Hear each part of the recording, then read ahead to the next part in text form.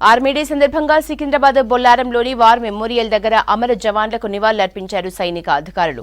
దేశానికి జవాన్లు చేస్తున్న సేవల్ని గుర్తు చేసుకున్నారు. సరిహద్దుల్లో జవాన్లు తమ ప్రాణాల్ని పణంగా పెట్టి దేశాన్ని కాపాడుతున్నారన్నారు ఆర్మీ అధికారులు.